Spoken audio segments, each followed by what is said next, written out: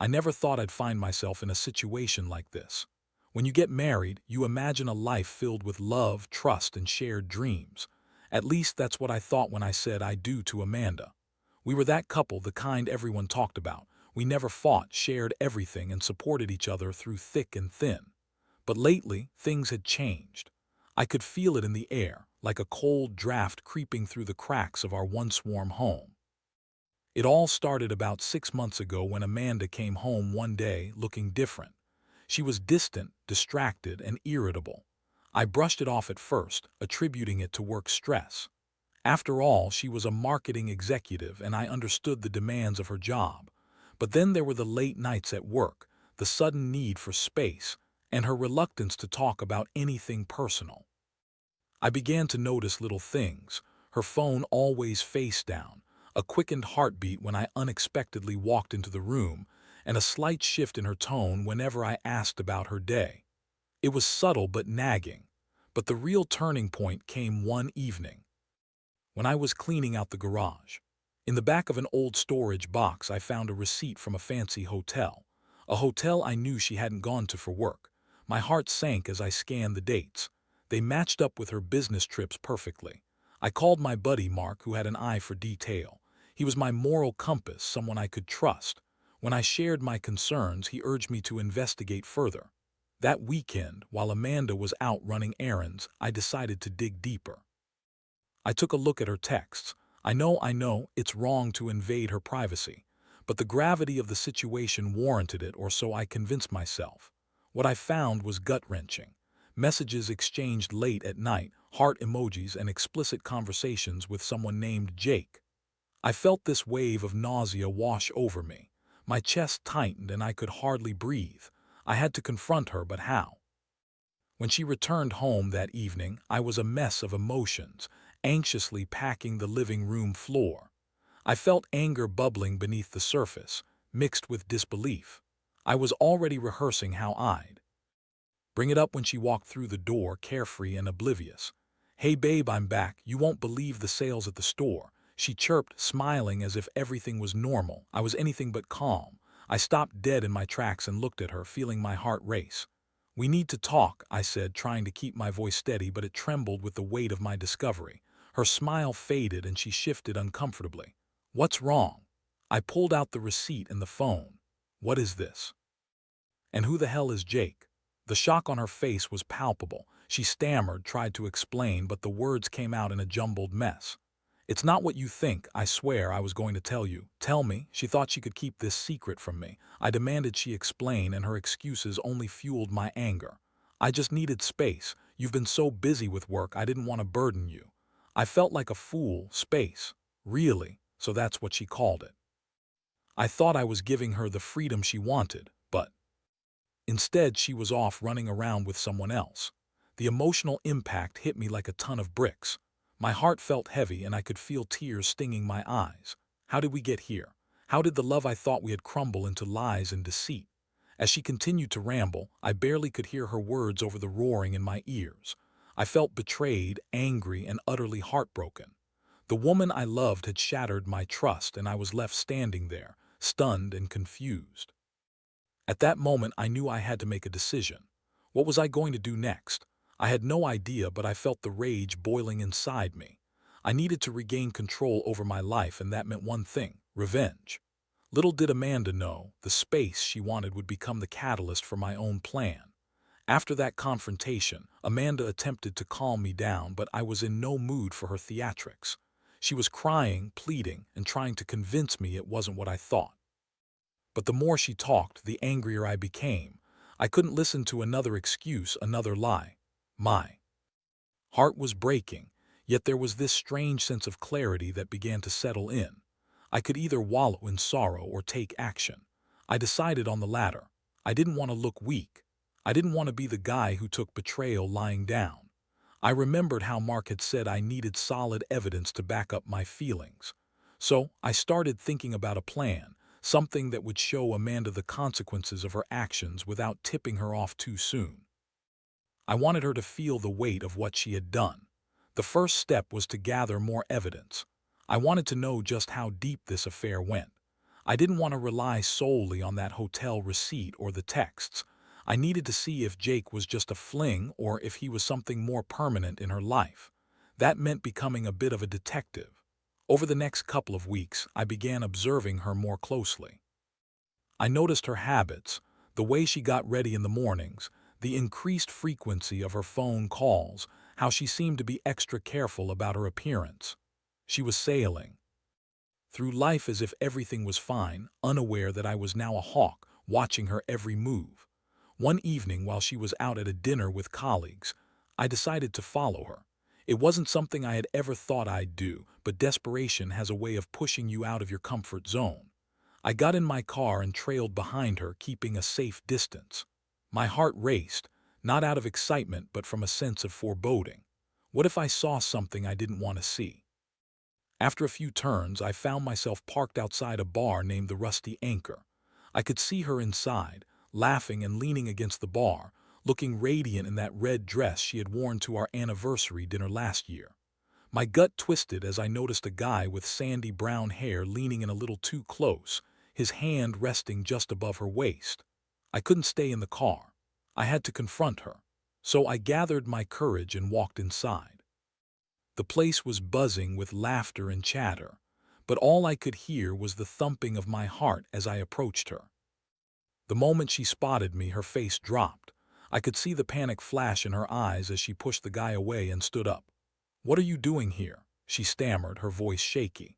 "Surprise, I just thought I'd check on my wife," I said, trying to keep my tone as calm as possible, but the anger was beginning to seep through. The guy looked uncomfortable, glancing between us like a deer caught in headlights. It became clear that he was the infamous Jake. I mustered every ounce of control and said, "I think it's time for us to talk, don't you?"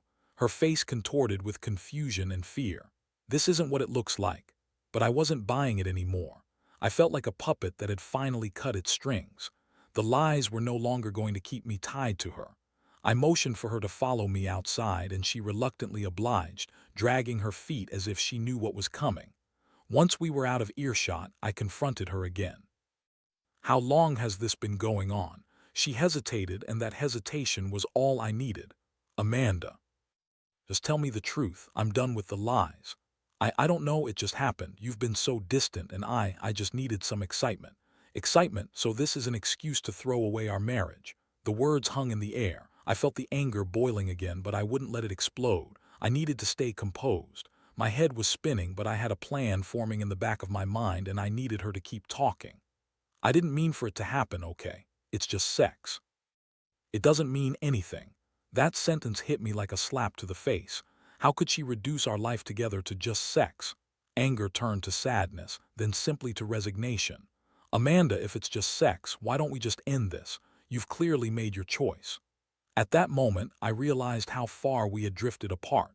This was no longer a marriage, but a mockery of what we once had. She begged me to reconsider, but I was done with the games. As I drove home that night, I felt a strange mix of sadness and relief. I was no longer the naive husband who thought everything would work out in the end. I was ready to take control and make my move. I thought about the divorce papers I had been holding off on filing and how they would be the perfect way to show her that I meant business. But the thought of revenge was just starting to bubble up.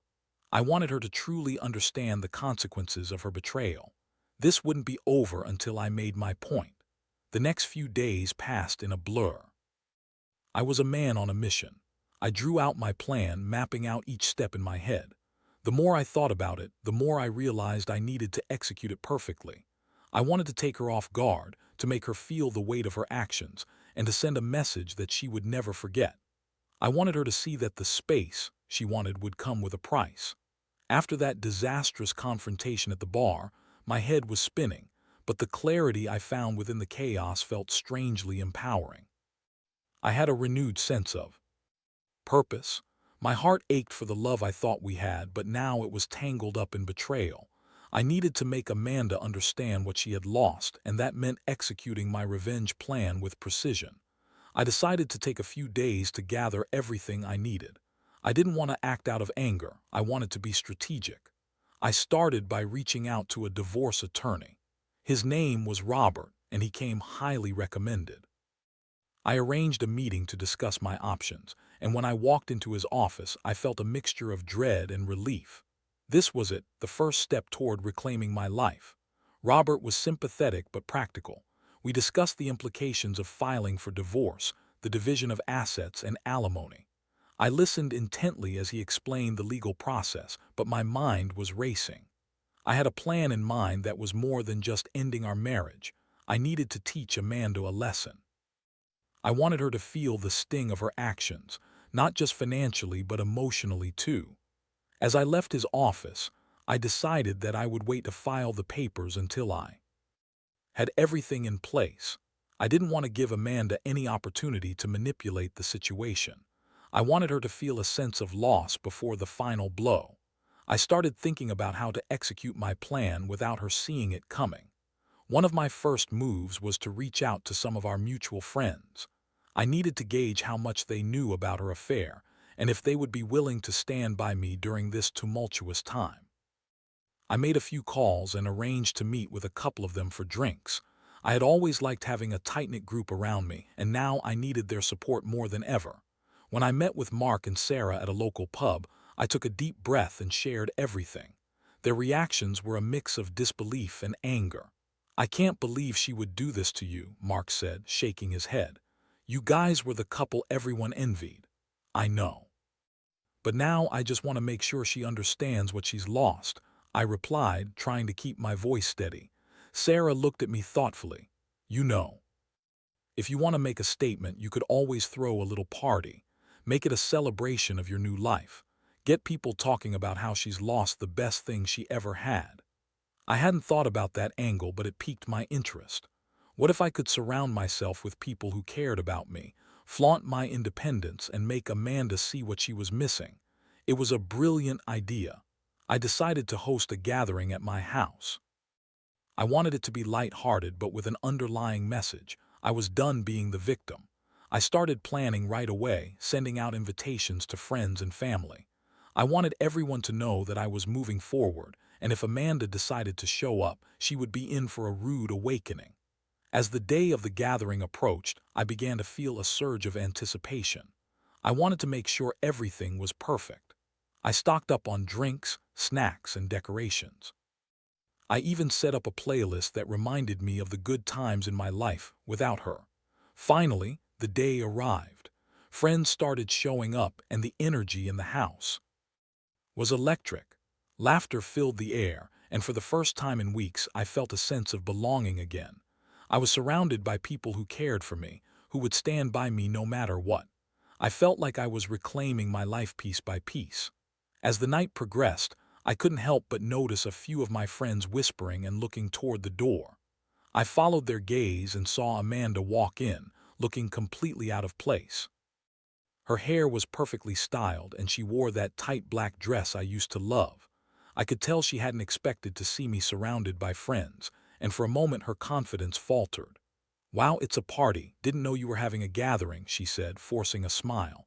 I could see the discomfort in her eyes as she scanned the room. "You didn't think you'd be the only one to have fun, did you?" I replied, keeping my tone casual. The tension in the room was palpable, and I reveled in it. I introduced her to my friends, and they exchanged awkward glances. The atmosphere shifted, and I couldn't help but feel a sense of satisfaction. I wanted her to see how much I had moved on, how I was surrounded by love and support, while she stood there awkwardly in her designer heels. Throughout the evening, I made sure to keep the conversations flowing to make her feel as isolated as possible. I shared stories and laughs, and at one point I even raised a toast. "Here, to new beginnings and letting go of the past."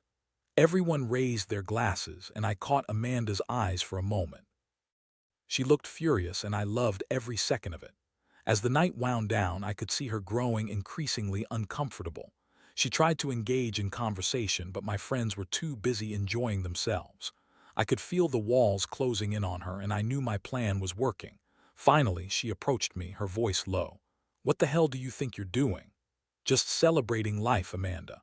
You know, the kind of life that doesn't involve sneaking around with other people." Her face flushed with anger, and I could see the humiliation etched on her features. "You think this is funny? You think you can just move. Unlike that, I'm not laughing, I'm just living. You should try it sometime. With that, I turned away and joined another group of friends, leaving her standing there seething. I felt a rush of adrenaline. I was finally in control of my narrative. As the party came to an end and my friends began to leave, I realized I had taken a significant step in my journey. I had shown Amanda that I was no longer the man she could manipulate.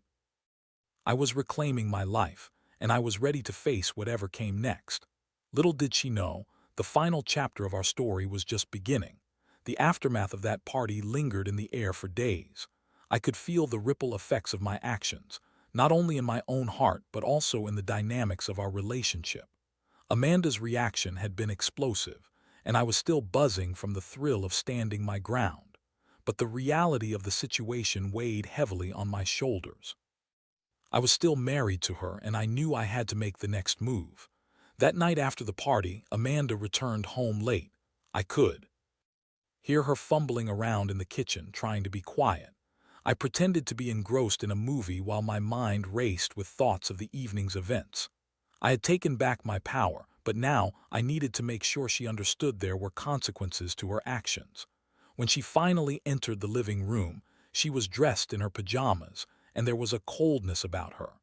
I could feel her brimming with anger, and I waited for the storm to break. Sure enough, she threw herself onto the couch next to me, her body tense and rigid. "Do you always have to be such a jerk?" she snapped. I turned to face her, swallowing the urge to retaliate.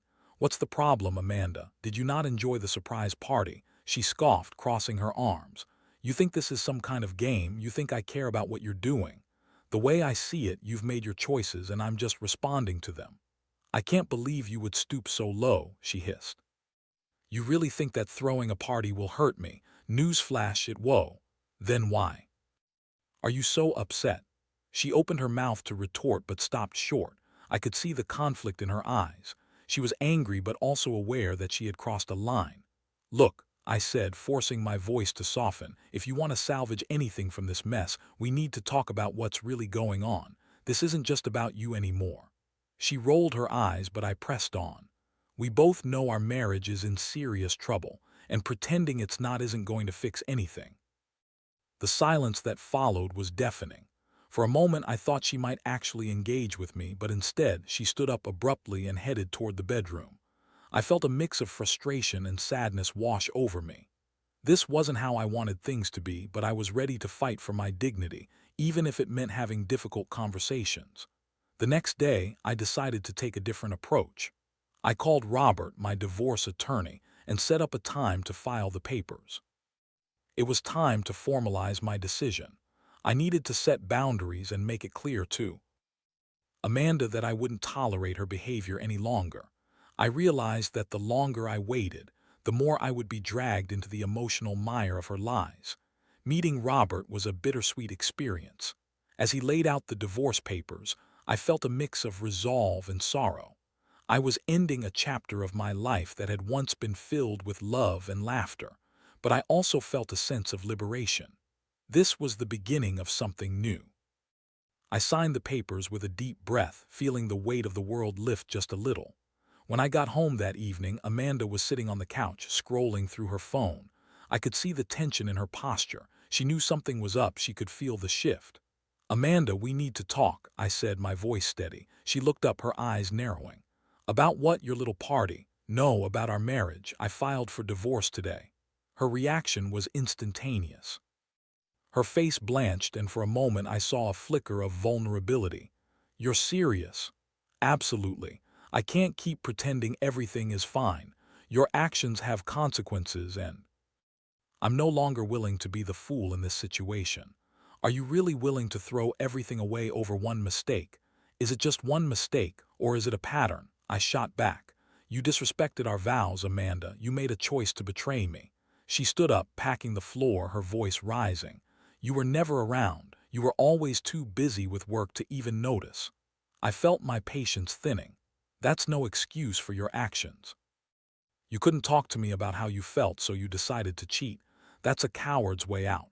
"Coward, you don't know anything about me." She was shouting now, her anger boiling over. "You think you can just walk away from this? Do you really think it'll be that easy?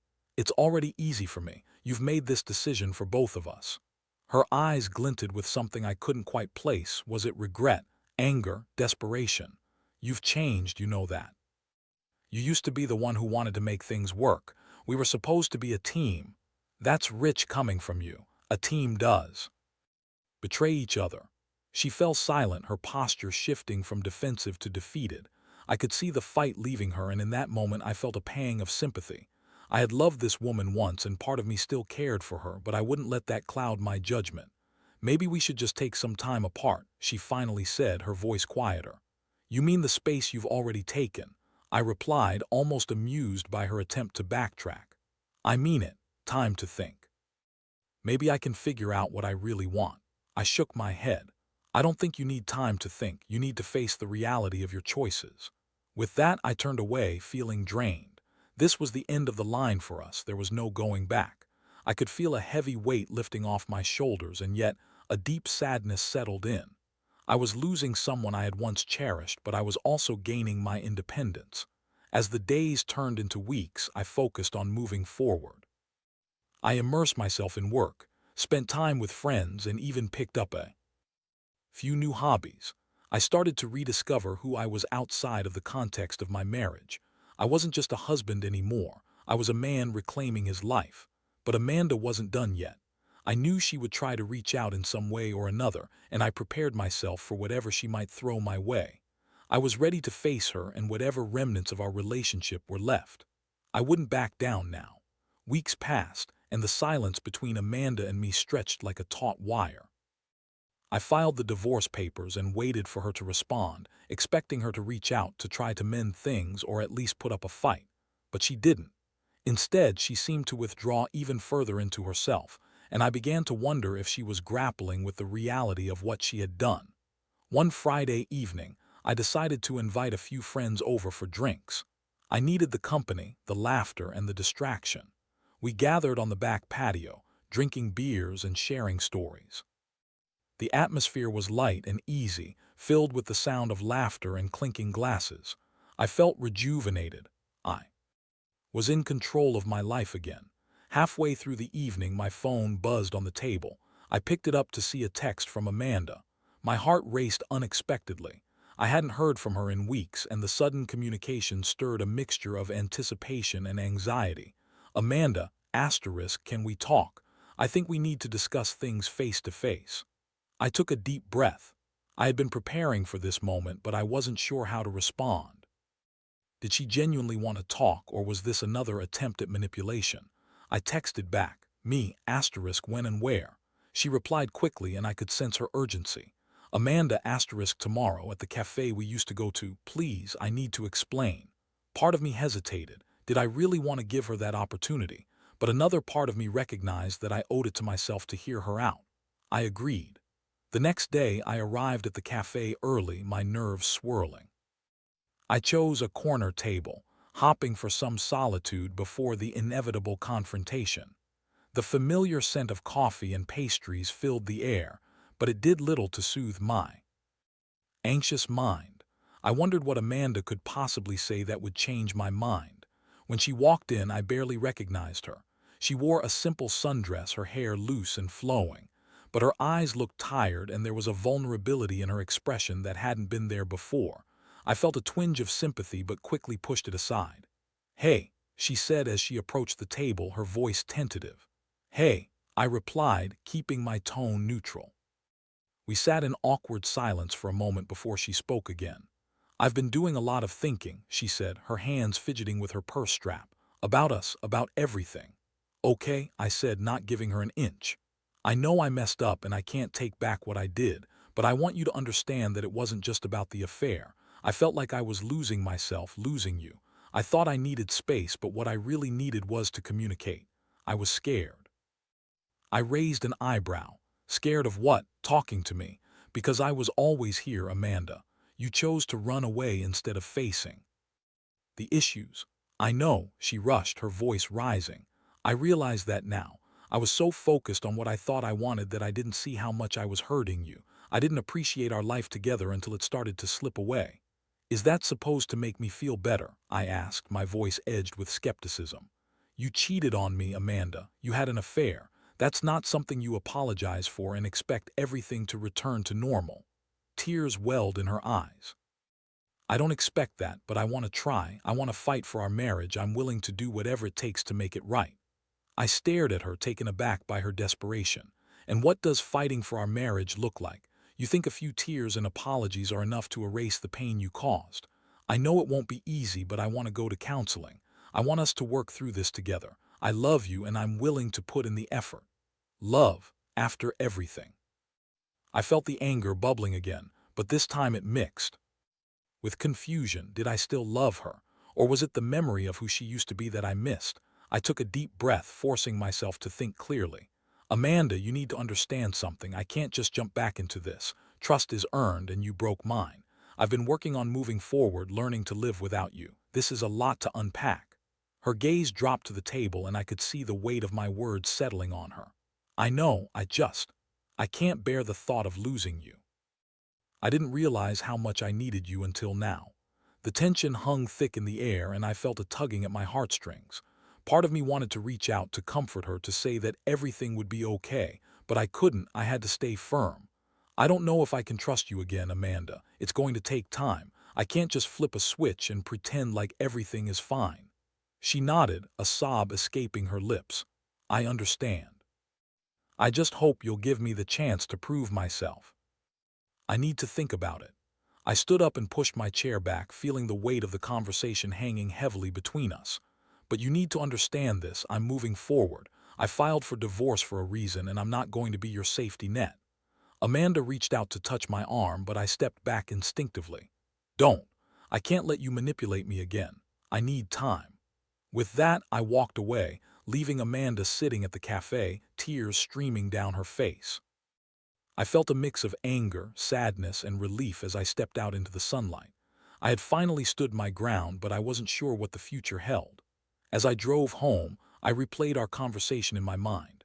I knew she was hurting, but I couldn't let that cloud my judgment. I had to focus on my future, on my healing. I wasn't ready to jump back into the emotional chaos of our relationship. That evening, I sat down with a glass of whiskey, contemplating the road ahead. I had made progress, but the journey was far from over. I felt stronger, but I also knew that I had to be cautious. Amanda had stirred feelings in me that I thought I'd buried. The question remained, could I ever forgive her? It was clear that the battle was far from finished, and I needed to prepare myself for whatever came next. The stakes were high, and I was ready to face them head-on. I wouldn't let her betrayal define me. I was reclaiming my life, one step at a time. The days following my conversation with Amanda felt like a tightrope walk. I was acutely aware of how fragile everything had become. I had taken a stand, but the uncertainty of our relationship hung in the air like a dark cloud.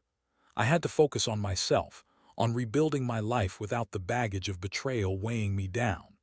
As the weeks turned into months, I settled into a new routine. I spent time with friends, focused on my job, and even began to explore new hobbies, things I had neglected during my marriage. I felt a sense of freedom I hadn't experienced in years. Yet, Amanda's presence lingered in the background. I didn't hear from her much after our cafe meeting, and part of me wondered if she was genuinely trying to change or if she had simply given up the fight. Then one evening I received a text from her. Amanda, I know I haven't reached out much, but I wanted to let you know I've started counseling. I'm really trying to understand my actions and work on myself. I stared at the message, my heart racing. It was hard to reconcile the woman I had loved with the person she had become. I felt a mix of hope and skepticism. Part of me wanted to cheer her on, root for her success in finding herself, but I also remembered the pain she caused me. I hope it helps you. It's a good first step. I didn't expect a response, but moments later my phone buzzed again. Amanda, I miss you. I just want to talk. I want to know what you're feeling. I thought about it for a moment before replying. I'm still processing everything. It's going to take time for me to figure out how I feel. Days passed, and the texts continued. Amanda would share her progress in therapy, and while I appreciated her efforts, I was wary. of believing she had truly changed. I had to protect myself. I found it strange to feel sympathy for someone who had hurt me so deeply. I wanted her to find happiness, but I wasn't sure it could be with me. One day, I decided to visit the local park to clear my head. I strolled along the pathways, enjoying an unseasonably warm afternoon. I watched families picnicking, couples walking hand in hand, and kids playing without a care in the world. I realized how much I missed that sense of joy and connection. Suddenly, I heard a familiar voice calling my name.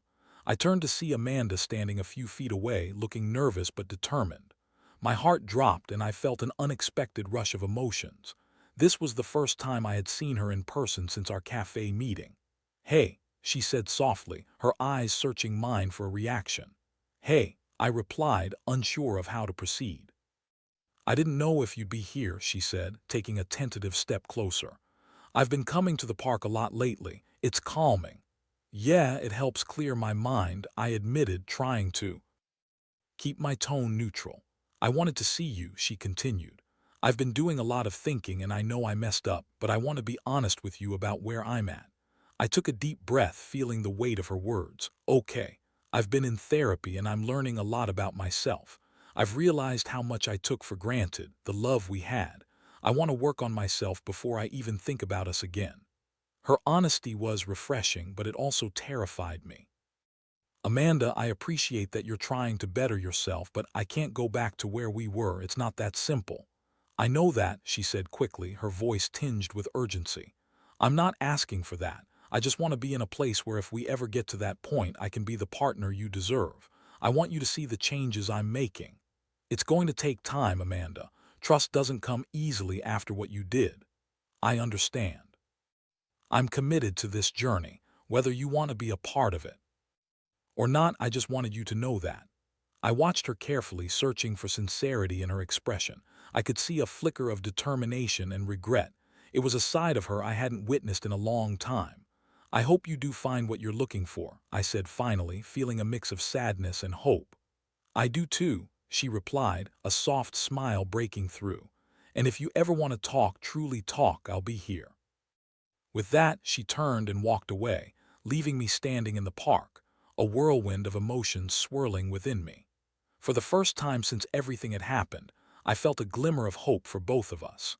I didn't know where this would lead, but I was learning to navigate this new terrain without the weight of betrayal dragging me down. As the days turned into weeks once more, I found myself opening up to the possibility of friendship with Amanda. We texted occasionally, and I started to appreciate the small, genuine moments we shared, conversations about our lives, our families, and our aspirations. It felt different this time, like we were both trying to rebuild something, albeit cautiously. I still wasn't sure if reconciliation was in the cards for us, but I knew that I was evolving too. I had learned about self-worth, setting boundaries, and embracing independence. I was no longer the man she could manipulate. I was forging my own path. Eventually, I signed up for a painting class. It was something I had always wanted to try but had pushed aside. Each stroke of the brush felt liberating, a way to express emotions I had bottled up for so long. I was slowly rediscovering myself, and it felt exhilarating. One evening, as I applied bright colors to the canvas, I thought about Amanda. I hoped she was finding her way just as I was finding mine. I realized that while our paths might ultimately diverge, I could hold on to the lessons learned from our relationship without letting them define me. As I stepped back to admire my work, a sense of peace washed over me. I was no longer trapped in the past. I was embracing the future. Whatever came next, whether it was a renewed relationship with Amanda or a new chapter entirely, I would face it with strength and clarity. I had been through the fire, and I had come out changed but not broken. I was ready for whatever life had in store, knowing that I was finally free to write my own story.